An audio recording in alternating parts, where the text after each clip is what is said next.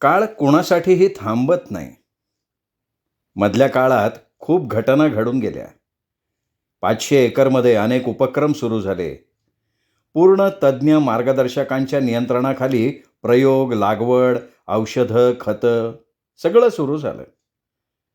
परिसरातल्या आदिवासींना शिक्षण मिळालं नव्हतं, पण त्यांना डोळे होते, ते पाहत होते. शेतं नांगरली की भूमीचा कोप होतो, देव रागावतो, मग आपला नाश होतो, असा समज असणारे आदिवासी आता मळ्यात राबायला लागले होते. बटाटा, गहू, कोबी, फ्लॉवर, वाटाणा अनेक प्रकारच्या भाज्या पिकवत होते. वनमाला खऱ्या अर्थानं वनमाला होती. तिचे एवढेसे पाय ओल्या मऊ मातीवर उमटत होते. ती सशांशी, हरणांशी खेळत होती. एका आदिवासीनं दिलेलं वाघाचं पिल्लू तर तिच्या अवतीभोवती सतत खेळत असे. वनमाला जणू आश्रमाची कन्या होती. मंजुश्री तिची आई होती, पण आईकडे तेवढा वेळ नव्हता. कारण ती वनमाला जन्माला येण्याआधीपासनं अनेकांची आई झाली होती. डॉक्टर आनंदचं कार्य कौतुक करण्यासारखं होतं. औषध घेणं ज्यांना माहिती नव्हतं किंवा औषध घेतलं तर एकाच वेळी सगळे औषधं गिळणारी ती माणसं, नाही तर फेकून देणारी, त्या माणसांना त्याने बदलून टाकलं. लांब लांबून रोगी त्याच्याकडे यायला लागले. आजार अनेक, निसर्गाची अवकृपा. थंडी एवढी पडे की सकाळी झाडाखाली पाऊस पडल्या इतपत ओलं होत असे. वातावरण कोंदट, ताप, खोकला, दमा 5वीला पुजलेला. उन्हाळा कडक, वारा नाही, पाणी नाही. वस्ती शेजारच्या डबक्यातलं पिण्याचं पाणी, गुरांना तेच, माणसांनाही तेच. त्यात आळ्या, कृमी, त्यामुळे पोटाचे आजार, जुलाब, वांत्या, पोटदुखी हे दरवर्षीचे उन्हाळ्यातले ठरलेले आजार. पावसाळा बोलू देत नसे, बदा बदा पाऊस. गळकी छपरं, ओले कपडे, त्यात आरोग्याच्या नावानं चांगभलं. अंघोळ नाही, कपडे बदलणं नाही. एक आजार का? ऋतूनुसार आजार 5वीला पुजलेला. याशिवाय जंगल वाईटावर. अस्वलांचा हल्ला झाला तर डोक्याची कवटी नक्की फुटणार. वाघ सिंहांचे हल्ले वेगळे. कोल्ह्यांच्या, लांडग्यांच्या हल्ल्यात जखमी झालेले लोकही असायचेच. या सर्वांना औषध उपचारात दिवसाचे 18 तास कमी पडत होते. त्यात एक चांगलं झालं होतं, हाताशी 2 नर्स होत्या, ऑपरेशन थिएटर होतं. शाळेचं कामकाज खूप वाढलं होतं. 170 मुलं मुली आश्रमात शिकत होत्या. 17 शिक्षक शिक्षिका होत्या. म्हात्रे गुरुजी मुख्याध्यापक असल्यावर प्रकल्प, उपक्रम, प्रयोग यांना कमतरता नव्हती. जिल्हा परिषद शाळेत 25,000 पगार घेणारे शिक्षक एखाद्या महिन्याचा पगार 5 तारखेला झाला तर संप करत होते. वर्षातून केवळ 150 दिवस शाळा भरते हे माहीत असताना जास्तीचा तास घ्यायची वेळ आली तर त्यांच्या संघटना संपाचं हत्यार काढत होत्या. कॉलेजच्या प्राध्यापकांना तर 50,000हून जास्त पगार असताना घरभाडं, वैद्यकीय भत्ता रोख मिळावा यासाठी ते परीक्षा काळात संपावर जातात, ही असली उदाहरणं होती. आश्रमातल्या शिक्षकांना पगार नव्हता, वैद्यकीय भत्ता नव्हता, घरभाडं नव्हतं. एवढंच नाही तर रिटायरमेंटनंतर डबोलं सुद्धा मिळणार नव्हतं, तरीही ते रात्रंदिवस काम करत होते. सेवा आणि केवळ सेवा हेच त्यांचं मानधन. पगार, पेन्शन, प्रॉव्हिडंट फंड सुद्धा. त्याग हेच ब्रीद. त्यागाचे अंकुर, त्यागाचं रोप, झाड आणि त्यागाचीच फळं फुलं. आश्रमशाळेला मान्यता मिळाली होती. ग्रँट सुरू झाली. प्रतिवर्षी शासकीय अधिकाऱ्यांमार्फत इन्स्पेक्शन होत होतं. एकदा शिक्षणाधिकाऱ्यांनी एका मुलीला विचारलं, मुली, भविष्यात तू कोण होणार आहेस? मी मी या आश्रमातच शिक्षिका होणार. कारण काय? इथल्या सेवेला त्यागाचं अधिष्ठान आहे. अरे वा, ही प्रेरणा कोणाकडनं घेतलीस? माझ्या वडिलांकडनं. काय करतात तुझे वडील? याच आश्रमशाळेत माझे आई वडील शिक्षक आहेत. अच्छा, काय नाव त्यांचं? जयवंत म्हात्रे आणि जयश्री म्हात्रे. आश्रमशाळेत असं हे सगळं बैजवार चाललं होतं. गतवर्षी पूर्व माध्यमिक शिष्यवृत्ती परीक्षेला एकूण 7 विद्यार्थी बसले होते. त्यातल्या 6 जणांना शिष्यवृत्ती मिळाली. बैजू मंदारी हा विद्यार्थी जिल्ह्यात पहिला आला. माध्यमिक शिष्यवृत्ती परीक्षेत जिल्ह्यातले पहिले 3 क्रमांक याच विद्यालयातल्या विद्यार्थ्यांचे. सूर्या चंद्रा मानमोडे हा विद्यार्थी पैकीच्या पैकी गुण मिळवणारा ठरला होता. आदिवासी मुलं बुद्धीत कमी नव्हती. शारीरिक क्षमतेत तर त्यांच्या जवळपासही कोणी फिरकत नव्हतं. आंतरशालेय क्रीडा स्पर्धा आश्रमशाळेनं अक्षरशः गाजवल्या. वजन उचलणं, लांब उडी, उंच उडी, भालाफेक, निशाणबाजी अशा खेळात पहिले तिन्हीच्या तिन्ही नंबर आश्रमशाळेतल्या विद्यार्थ्यांचे. आश्रमशाळेने रेकॉर्ड केलं होतं. हजारो रुपये महिना फी भरून मान्यवर शाळेतनं आलेल्या विद्यार्थ्यात आश्रमशाळेचे विद्यार्थी उजवे ठरले होते. शिवार फुललेलं बघून कुठल्या शेतकऱ्याला आनंद होत नाही. आपण दारी लावलेल्या वेलीवरील फुलांचे गुच्छ कुणाला मोहित करत नाहीत. इडापिडा टळली होती. तशा मधल्या काळात छोट्या मोठ्या घटना घडल्या. आश्रमशाळेत मेलेला वाघ कुठून आला कोण जाणे. पत्रकारांनी आश्रमात वाघाची शिकार झाली म्हणून तुडुंब लिहिलं. मोतीराम घोणे गुरुजींवर प्रकरण शेकलं, पण फार काळ ते टिकलं नाही. वैद्यकीय तपासणीत वाघ 4 दिवसांपूर्वी कुपोषणानं बळी गेलाय हे निष्पन्न झालं. मुद्दाम कुणीतरी मेलेला वाघ आश्रमात टाकला होता. डॉक्टर आनंदवर तर 3-4 तक्रारी पोलिसात झाल्या, पण त्यातही तथ्य नव्हतं. देवऋषींची चाल होती ती. चौकशीत ते बाहेर आलं. हे असं चालणारच मंजुश्रींनी मनाशी ठरवून टाकलं होतं. आपण 4 माणसांचं भलं केलं तर 40 माणसं आपल्यावर रुष्ट होणार आहेत. मंजुश्रीकडे ही क्षमता यायचं कारण आश्रमाची जबाबदारी पडल्यापासूनचं तिचं वाचन. कर्मवीर अण्णा कर्वे, सावित्रीबाई फुले, महात्मा ज्योतिराव फुले, बाबा आमटे, प्रकाश आमटे अशा अनेकांची चरित्र तिने अभ्यासली. त्या पुस्तकातली करती माणसं तिचं प्रेरणास्थान बनली होती. एक तर किती कटू अनुभव बघा. माणसं कुठल्या थराला जाऊ शकतात याचं हे उत्तम उदाहरण आहे. नीतिमत्ता, लाज, आबरू यांचं भानही त्यांना नव्हतं. योगिता नावाची नर्स आली. तरुण होती. पैसा नको, पगार नको, फक्त सेवा करायला आली आहे हे तिच्या तोंडचं वाक्य. मदतीला ठेवून घेतली. आनंदला मदतनीस हवीच होती.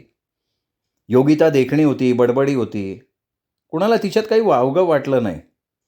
फक्त आवडायला ती काही आवडली नव्हती. आवडाय म्हणायची, ही काय बायबरी वाटत नाही हा, तिची नजर बघा, नखरं बघा. पण आवडायकडे कोणी लक्ष नाही दिलं. योगिता डॉक्टर आनंदच्या मागे पुढे करायची, लगट करायची, मुद्दाम आघळपघळ बोलायची. पण शेवटी डॉक्टर आनंदच होता. कामापलीकडे तो गुंतला नाही. महिनाभर काम केलं आणि एक दिवस ती उभी राहिली मंजुश्रीच्या समोर येऊन. म्हणाली, मॅडम मला दिवस गेल्यात. मंजुश्री चक्रावली. मॅडम, डॉक्टर आनंदचं बाळ माझ्या पोटात वाढते. मंजुश्री अवाक. तिचा आनंदवर विश्वास होता, तरी काहीही घडू शकत होतं. योगिता तरुण होती. दोघांना पुरेसा एकांत मिळत होता. ती आनंदशी बोलली. आनंद चिडला. पण योगिता गप्प बसेल तर ना. पोलिसात जायची भाषा बोलायला लागली. लैंगिक अत्याचाराची भीती दाखवायला लागली. आश्रम ढवळून निघाला. त्या तालुक्यातून नातेवाईकांच्या नावाखाली 10-15 माणसं आली. योगिताला साथीदार मिळाले, त्यामुळे ती काही शांत होईना. शेवटी तुला काय करायचंय ते कर असं सांगितलं. तिने पोलिसात तक्रार केली. पोलीस आले, आनंदला घेऊन गेले. आनंदने एकच हट्ट धरला की तिची वैद्यकीय तपासणी व्हावी. पोलिसांनी वैद्यकीय तपासणी केली तर ती 3.5 महिन्यांची गरोदर होती. आनंद शेवटी डॉक्टर. त्यांनी मुद्दा मांडला की आश्रमात योगिता आली त्याला फक्त 1 महिना झालाय. पोटातल्या बाळाचं वय 3.5 महिन्यांचं आहे. याचा अर्थ माझा काही संबंध नाही. या प्रकरणामागे रामचंद्र मालुसरे होता. तो तोंडघशी पाडला. पण मंजुश्रीला आणि आनंदला मानसिक त्रास व्हायचा तो झाला. पण अशा गोष्टींना पर्याय नसतो. जशी काही संकट निसर्ग निर्मित असतात, तशी काही मानव निर्मित. कोण कोणाशी संघर्ष करत राहणार. अशा संघर्षानं शक्ती खर्च झाली तर हातचं काम बाजूला राहून जातं. वनमाला मंजुश्री आनंदच्या जीवनवेलीवरचं सुंदर फूल होतं. आईचं सौंदर्य आणि वडिलांची बुद्धिमत्ता जन्माला येतानाच बरोबर घेऊन आली होती. दिवसभर खेळत होती, भटकत होती. आश्रमाचा परिसर तिच्या पावलांना आता कमी पडत होता. हे काय, ते काय, हे असं का, ते तसं का, हे मोड, ते तोड तिचं चाललं होतं. मंजुश्रीला वाटलं 3-4 वर्षांच्या मुलांच्या मनात असे प्रश्न निर्माण होत असतात, म्हणजे सगळ्याच मुलांना असे प्रश्न पडत असतील. अगदी आदिवासी मुलांना सुद्धा. मग त्यांच्या प्रश्नांना उत्तरं कोण देत असेल? त्यांच्या जिज्ञासेला कोण खतपाणी घालत असेल? ठरलं KGचे वर्ग सुरू करायचे. वनमालाला सवंगडी मिळतील आणि इतर मुलांना खतपाणी मिळेल. विचार अंमलात आणायचं ठरलं. वाड्या वस्तीची पायपीट चालू झाली. आता आदिवासी थोडे बदलले होते, तरी कोवळ्या मुलांना द्यायला आईवडील सहजासहजी तयार होत नव्हते. मतप्रयत्नांनी काही आईवडील तयार झाले. नागड्या, शेंबड्या, मळकटलेल्या मुलांना समर्थ खांदे मिळाले. खांद्यावर बसून मुलं आश्रमात आली. मुलं आश्रमात आली आणि महिलांना खऱ्या अर्थानं दाई आई व्हायला लागलं. शिव आंघोळीपासनं सगळं बघायला लागलं. अनेक मुलांच्या अनेक तऱ्हा. कुणाला मांडी हवी असे, कुणाला कुशीत शिरायची सवय होती, कुणाला रात्री अपरात्री भूक लागे. पण एवढं मात्र खरं, लहान रोपटं एका ठिकाणावरून दुसऱ्या ठिकाणी लावलं तर लवकर जीव धरतं. त्या तान्ह्या पोरांनी लवकर बाळसं धरलं. श्रीधरला सगळे विसरून गेले होते. मंजुश्री गरोदर असल्याचं तो पाहून गेला होता. वाटलं होतं तो शहाणा झाला असावा किंवा ठार वेडा तरी झालेला असावा. पण शेवटी श्रीधर कोळसा होता. थंड होता तेव्हा हात काळे करत होता, पेटला तेव्हा भाजत होता. अचानक कोर्टाचा बेलीफ आश्रमात दाखल झाला. त्यांनी समक्ष नोटीस बजावली. यापूर्वी 2 नोटिसा काढूनही कोर्टात हजर न झाल्यानं बेलीफ वाट तुडवत आला होता. नोटिशीत सक्त ताकीद होती, कोर्टात हजर राहून बाजू मांडली नाही तर कोर्ट एकतर्फी निर्णय करेल आणि तो बंधनकारक असेल. मंजुश्रीला कोर्ट नवीन होतं. एवढे प्रसंग आले पण कोर्टाची पायरी चढायची वेळ आली नव्हती. आता वकील कोण द्यायचा, बाजू कोण मांडणार? वकील निश्चित बाजू समर्थपणे मांडू शकेल का? ते कोर्टाला मान्य होईल का? कोर्टाचा निर्णय विरोधात गेला तर? आता तिला प्रकर्षानं वडिलांची, ॲडव्होकेट चक्रधर गलांडेंची आठवण झाली. ते पिता होते, कायदेपंडित होते, तेच उत्तम प्रकारे बाजू मांडू शकतील. जायचं का त्यांच्यासमोर? द्यायची त्यांना केस? ते केस स्वीकारतील का? कशी स्वीकारतील? त्यांच्यातला पिता आजपर्यंत कधी दिसलाच नाही. अनेक घटना घडून गेल्या. प्रसारमाध्यमांनी लोकांपर्यंत पोहोचवल्या. शेकडो लोकांनी सहानुभूती दाखवली. कोणी पत्रांनी, कोणी आर्थिक मदत केली. ॲडव्होकेट चक्रधरांनी ते वाचलं, ऐकलं असेलच की. मग किमान एक पत्र, एखादा फोन. बाबांचं जाऊ दे, आईनी तरी भेटायला यायला हवं होतं. कारण शेवटी ती आई होती. ती आपल्या पिलासाठी का नाही धावत आली? का श्रीधरसाठी तिने आईवडिलांना तोडलं होतं, ते थोडेच मदत करणार होते? मंजुश्रीने ठरवलं आपण वकिलाशिवाय कोर्टात हजर व्हायचं. डॉक्टर आनंदचा तिला सक्रिय पूर्ण पाठिंबा होता. आवश्यक ती माहिती गोळा करण्याची जबाबदारी त्याने आपल्याकडे घेतली. मंजुश्री, वनमाला आणि डॉक्टर आनंद कोर्ट हॉलमध्ये बसले होते. कोर्ट अजून काही आलेलं नव्हतं. कमालीची शांतता होती. तेवढ्यात कोर्ट न्यायाधीश येत असल्याची सूचना पट्टेवाल्यानं दिली. न्यायाधीश आले. वकील त्यांची आशीला उभी राहिली. मंजुश्री आणि आनंदही उभे राहिले. पण मंजुश्रीला गरगरायला लागलं. तिला भोवळच आली. तिने आधारासाठी खुर्चीचा हात धरला. मंजुश्री, काय होतंय तुला? आनंद पुटपुटला. नाही, काय नाही. ती स्वतःला सावरण्याचा प्रयत्न करत होती. बरं वाटत नाही आहे का? नाही, तसं नाही आहे. अगं मग अशी का झालीस? आनंद, अरे जज माझे पप्पा आहेत. म्हणजे निकाल लागला. ते सगळा राग काढणार आता. असू देत, पण मलाही संधी आहे. कोर्टाचं काम चालू झालं. न्यायाधीशांनी कोर्ट हॉलमध्ये उपस्थितांवर नजर टाकली. मंजुश्रीवरती स्थिरावली, पण क्षणभर. जणू त्यांनी आपल्या नजरेचा चाबूक ओढला. मंजुश्रीचं नाव पुकारलं. हजर असल्याचं तिने उभं राहून सांगितलं. श्रीधरच्या बाजूला बसलेले वकील कोट सावरत उभे राहिले. शिकाऱ्यांनी सावजाकडे बघावं तसं त्यांनी मंजुश्रीकडे बघितलं आणि केसचं कामकाज सुरू करण्याबद्दल कोर्टाला विनंती केली. मंजुश्री उभीच होती. महोदया, आपण आरोपी आहात. आपण मान ताठ करून हॉलमध्ये कशा उभ्या? तुम्हाला मॅनर्स नाहीत का? कोर्टाचा अवमान करण्यासाठी आलाय का इथे?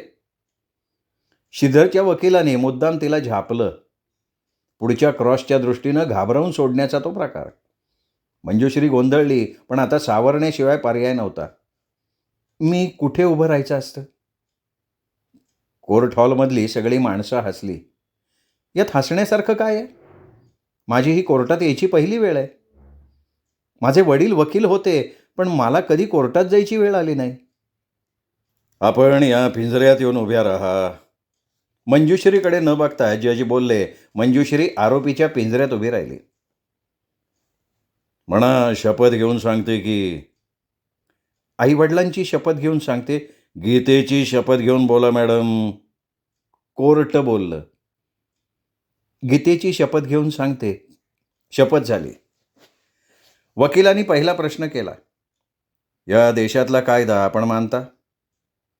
ती गोंधळली, पण उत्तर देणं आवश्यक होतं. हो, मानते. यापूर्वी आपल्याला 2 वेळा समन्स काढलं, आपण आला नाहीत. तुम्ही ते समन्स का काय म्हणताय ते मला मिळालं नाही. स्पष्टीकरण देऊ नका. आलात का नाही ते सांगा. हो किंवा नाही. प्रश्नच चुकीचा आहे. माझ्या चुका काढू नका मॅडम. अहो, पण आला होतात का? नाही. वकील कोर्टाकडे बघत म्हणाले, प्लीज हा पॉईंट नोट करावा. वकिलांनी श्रीधरला पुढे बोलवलं. यांना ओळखता? हो. यांचं नाव? श्रीधर. हे कोण आहेत तुमचे? मंजुश्रीनी खाली पाहिलं. मी काय विचारतोय मॅडम? हे तुमचे कोण? मंजुश्रीला प्रश्नाचं उत्तर देणं भाग होतं. माझे पती होते. आता कोण आहेत? कुणी नाही. कायदेशीर घटस्फोट घेतलाय? मंजुश्री बोलली नाही. मॅडम, आपण कोर्टाचा किमती वेळ वाया घालवताय. नाही घेतला. छान, म्हणजे तुम्ही अजूनही कायद्यानं त्यांच्या पत्नी आहात. ती गप्प. मॅडम, माझ्या माहितीप्रमाणे तुम्ही एका मुलीची आई आहात, बरोबर? बरोबर. तरीही तुम्ही माझे आशील श्रीधर यांच्याबरोबर नांदत नाही, बरोबर आहे ना? हो. वकील आता कोर्टाकडे बघत बोलायला लागले. मिलॉर्ड, आपण हे सगळं नोट केलेलं असणारच. या मंजुश्रीबाई कायद्यानं श्रीधर यांच्या पत्नी आहेत. त्यांना मुलगी आहे. असं असताना या बाई आपल्या पतीबरोबर नांदत नाहीत. त्यामुळे माझे आशील श्रीधर यांचं मानसिक, शारीरिक आणि आर्थिक प्रचंड नुकसान होतं आहे. या मॅडमना पतीबरोबर राहायचा आदेश द्यावा ही विनंती.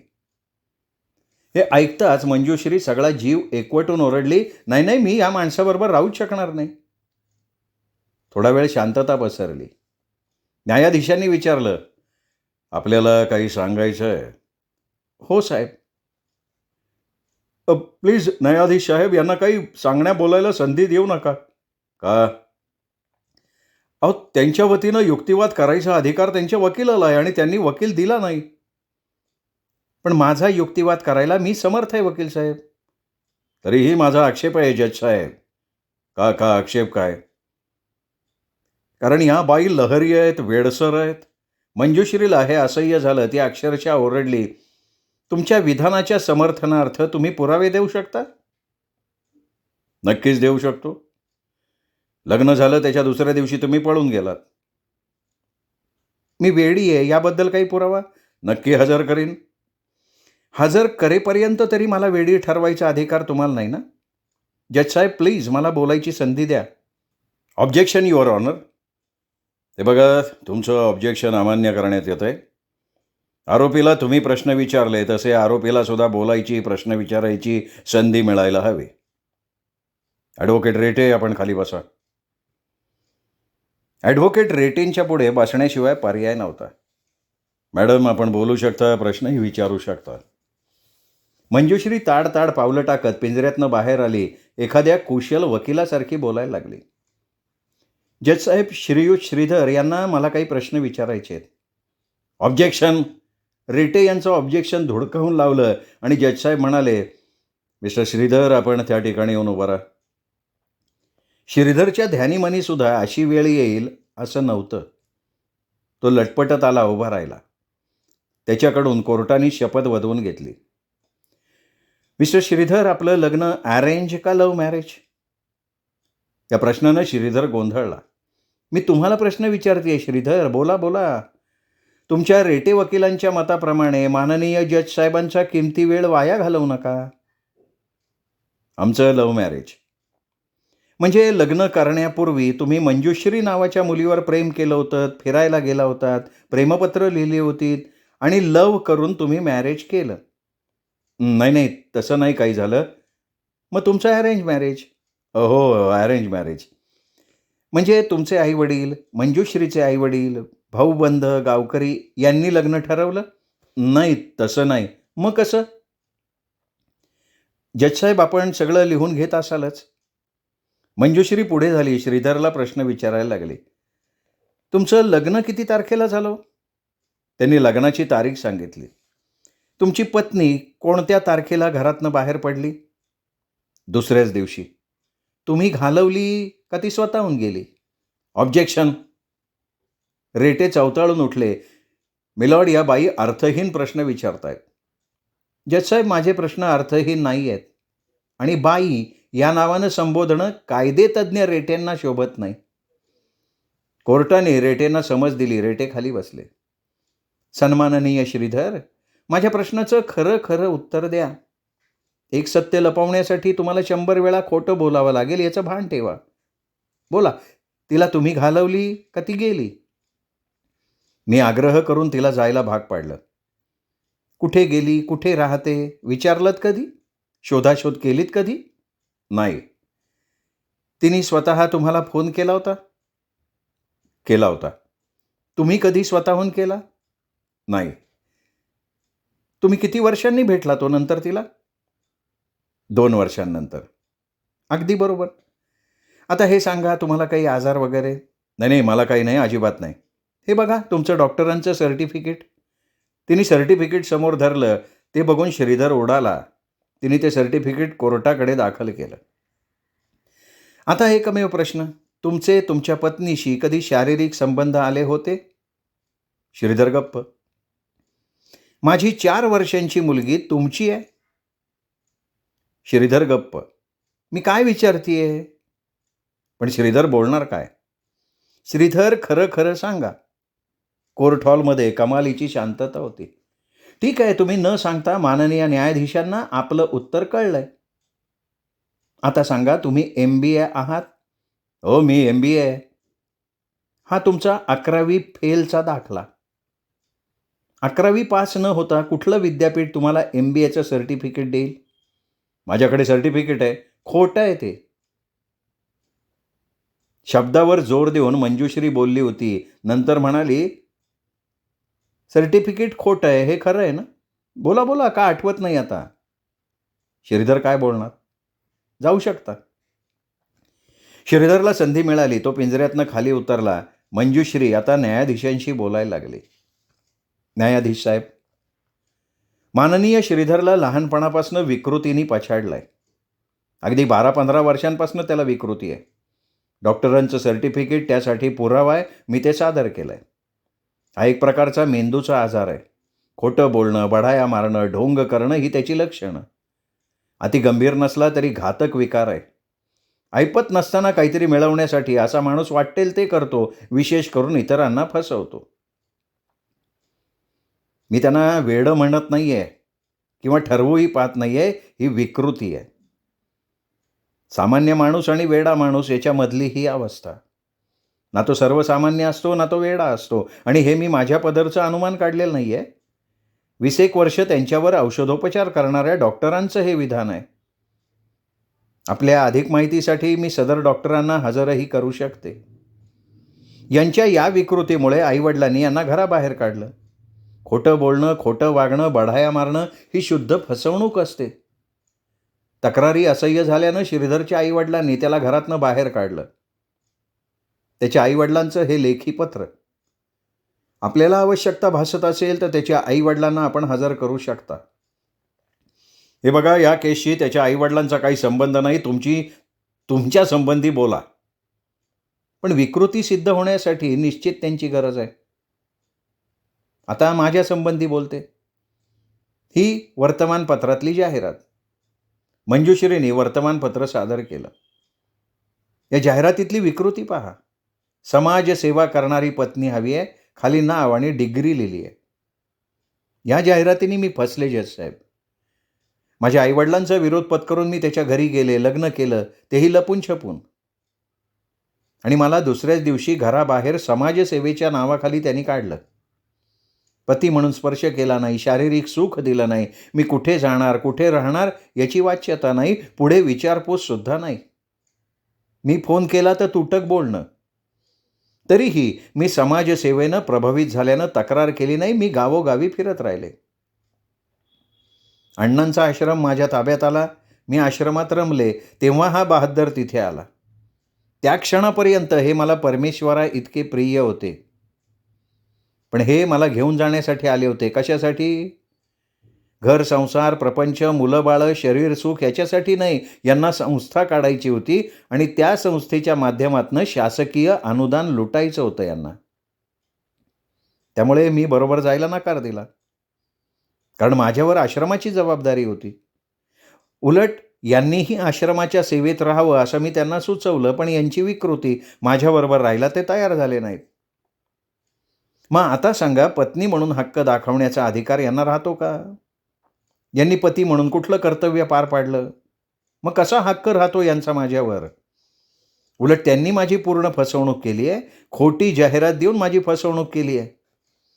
माझ्या जन्मदात्री आईपासनं, परमपूज्य पिताजींपासनं यांनी माझी ताटातूट केली आहे. हे सांगताना तिला हुंदका फुटला. कोर्ट हॉल सुन्न झाला होता. तिने स्वतःला सावरलं आणि पुढे बोलायला लागली. मी आजसुद्धा माझ्या मातापित्यांपासून तुटली आहे. लग्न म्हणजे नैतिक, धार्मिकदृष्ट्या पुरुषाला आणि स्त्रीला एकत्र राहण्याचा मिळालेला अधिकार, पण मला मिळाला का तो अधिकार? दोन भिन्नलिंगी व्यक्तींना शरीरसुखाचा मिळालेला अधिकृत परवाना म्हणजे लग्न, मला मिळाला तो? कोण स्त्री अशी असेल की तिला मूल होऊ नये असं वाटतं? मला मन नाही, मला भावना नाहीत, मी माणूस नाही? हा माणूस नाही आहे. हा भावनाशून्य प्राणी आहे. विकृतीच्या आजारानं ग्रासलेला आजारी प्राणी आहे हा. त्याला सोन्याची अंडी देणारी कोंबडी हवी आहे, पण पिल्लं नको आहेत. मला मुलगी आहे हे माहीत असताना कोर्टात धाव घेऊन फक्त माझी मागणी करतो. मग हा माणूस नेमका कोण आहे ते तुम्ही ठरवा न्यायाधीश साहेब. मी एवढीच विनंती करते की मला फसवून उद्ध्वस्त करणाऱ्या या माणसाला जास्तीत जास्त शिक्षा झाली पाहिजे आणि मला माझं स्वतंत्र आयुष्य जगण्याची संधी मिळाली पाहिजे.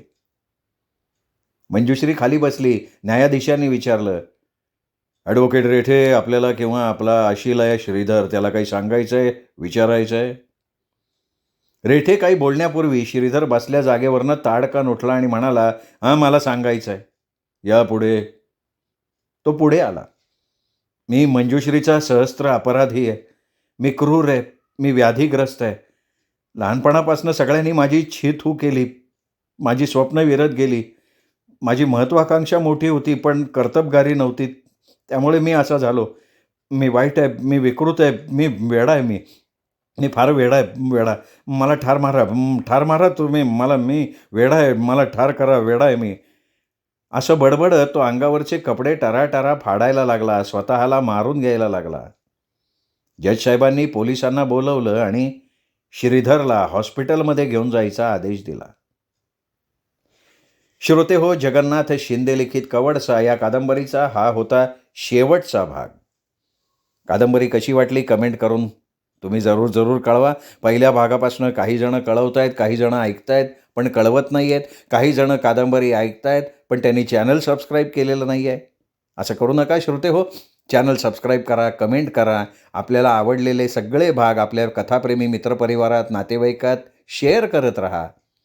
एक चांगलं साहित्य तुमच्या माध्यमातून अनेक जणांपर्यंत पोचावं एवढीच माझी आणि लेखकांची इच्छा असते, हे ध्यानात घ्या. भेटूयात अशाच उत्तम लेखकांच्या उत्तम कथा आणि कादंबरी ऐकण्यासाठी दीपक रेगे कथाकथन चॅनलवर. नमस्कार श्रोतेहो.